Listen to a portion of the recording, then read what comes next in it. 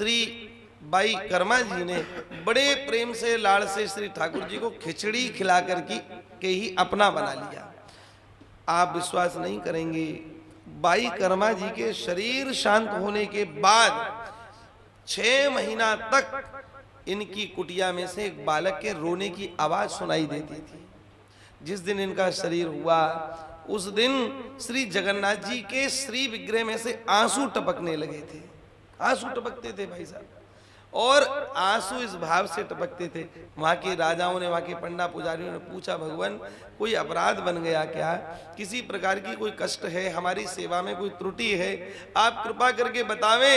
पर आपके नेत्रों से गिरते हुए अश्रु हमारी भावुकता को, हमारी स्थिति को बहुत स्थिर नहीं रख पा रहे हैं, आप कृपा करके हमको बताएं। ठाकुर जी ने कहा, मैं आप सबकी किसी त्रुटि पर रुदन नहीं कर रहा हूं। आज मेरी माँ जो मुझे खिचड़ी खिलाती थी वो संसार से चली गई है, इसलिए अब मुझे खिचड़ी कौन खिलाएगा, मैं उस खिचड़ी के कारण रो रहा हूं। हाँ, मेरी माँ चली गई। पुरी के राजा ने कहा, महाराज आप तो त्रिलोक के स्वामी हैं, चाहें तो आप उनको अपने धाम क्यों बुलाए, यहीं रहने देते अगर खिचड़ी का इतना लोभ है तो।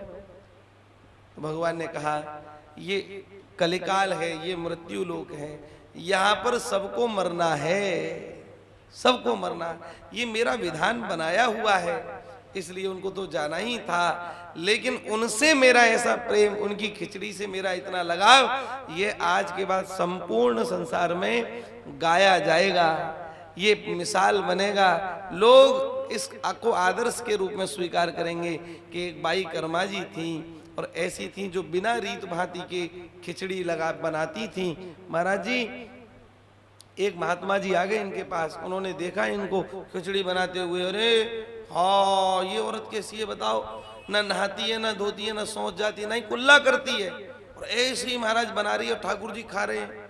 तो उन माता जी को समझाने लगे, हे माता जी ऐसे नहीं करते, देखो पहले सोच जावे, फिर स्नान करे, फिर उसके बाद में भगवान का भजन करे, और उसके बाद तब कहीं जाकर के रसोई सिद्ध करे, फिर भोग लगाए। माता जी तो सीधी सादी थी, इन्होंने संत भगवान की बात मान ली। ठीक है माता जी, भगवान आप जैसा कहेंगे वैसा। अब हुआ क्या, अगले दिन संत जी के अनुसार कहने लगी, काम करने लगी।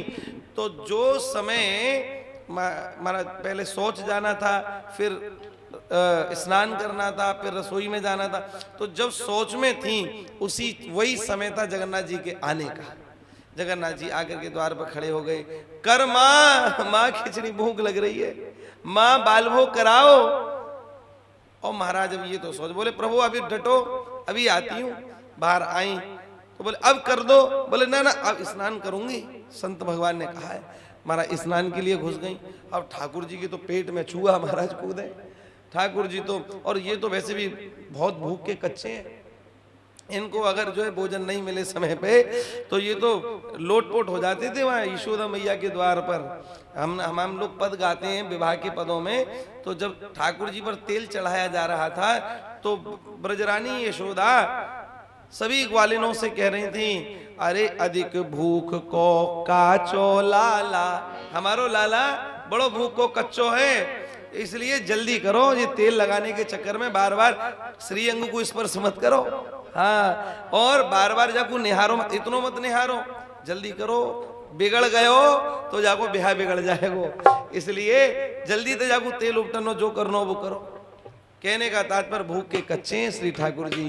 तो वह खड़े हो गए। अब तो पेट में महाराज कुलबुलाहट होने लगी।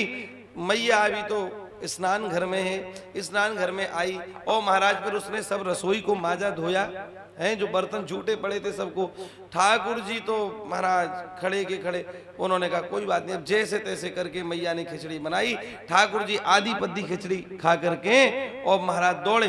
तात्पर्य के ना तो आचमन किया ना ही हाथ धोए, ऐसे ही जाकर के मंदिर में विराजमान हो गए। क्यों हुए? अरे दर्शन खुलना था इसलिए विराजमान हो गए। पर हुआ क्या, जैसे ही पट खुले तो पुजारियों ने देखा, अरे प्रभु जय जय, आज आप कौन सी लीला करके आए हैं, ये राजभोग का समय है, आपके मुख पर ये खिचड़ी कैसे लगी है? तब श्री जगन्नाथ जी ने कहा हमारी मैया हमको रोज खिचड़ी खिलाती है, इसलिए आज वो विलंब हो गया, एक संत भगवान ने आकर के ऐसे ऐसे विधि विधान बता दिया, तो हम आधा अधूरा खा करके और यहाँ आकर के बैठ गए, कोई बात नहीं। अब ठाकुर जी के आगे जब राजभोग लगाया गया, बोले पाओ जय जय।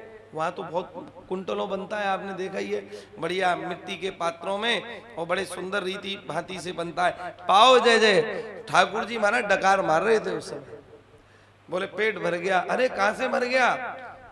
बोले मैया कर्मा ने जो खिचड़ी खिलाई है उससे पेट भर गया।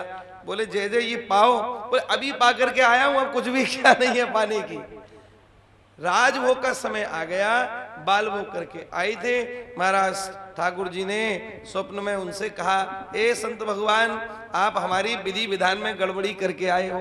प्रेमियों के लिए कोई नियम नहीं है, प्रेमियों का तो महाराज छाप तिलक सब छीनी रे, मूसों ने ना मिलाए के। जब प्रेम होता है, अनुराग होता है, भान नहीं रहता शरीर का।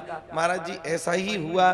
तो जब शरीर का भान नहीं रहा तो ऐसी स्थिति में शरीर सब नियम टूट गए। और महाराज जी बड़े प्रेम से कर्माबाई जी वो खिचड़ी बनाने लगी। जब संत ने आकर के दोबारा कहा तो भैया बाई कर्मा जी जो हैं वो साधारण वक्ता नहीं है,